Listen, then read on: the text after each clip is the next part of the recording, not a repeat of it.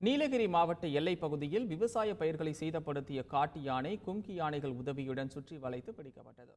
நீலகிரி மாவட்ட எல்லையில் உள்ள கேரள மாநில சுல்தான் பத்தேரி முத்தங்கா பகுதியில் ஒரு காட்டு யானை புகுந்தது. அது அங்குள்ள விளைநிலங்களில் பயிரிடப்பட்டிருந்த நெல், வாழை, கரும்பு உள்ளிட்ட பயிர்களை சேதப்படுத்தியது. மேலும் விவசாயியை தாக்கிய அந்த காட்டு யானையை பிடிக்க உதவுமாறு தமிழகத்தை கேரள அரசு கேட்டுக்கொண்டது. இதனை அடுத்து முதுமலையில் இருந்து 2 கும்கி யானைகளுடன் அங்கு சென்ற பாகன்கள் கேரள கும்கி யானைகள் மற்றும் கால்நடை மருத்துவர் உதவியுடன் மயக்க ஊசி போட்டு கயிறு மூலம் காட்டு யானையை மடக்கி பிடித்தனர். பின்னர் அந்த காட்டு யானையை வனத்துறையினர் மரக்கூண்டில் அடைத்தனர். திறமை வாய்ந்த கும்கி யானைகள் முதுமலை மற்றும் விஜய் மற்றும் யானை பணியாளர்கள் அவருடைய உதவியுடன் அந்த யானை மிகவும் பத்திரமாக கைப்படுத்தப்பட்டு கையிடப்பட்டு லாரியில் ஏற்றி முத்தங்காவில் அதற்காக பிரத்யேகமாக கட்டப்பட்டிருந்த மரக்கூண்டில் பத்திரமாக அடைக்கப்பட்டது.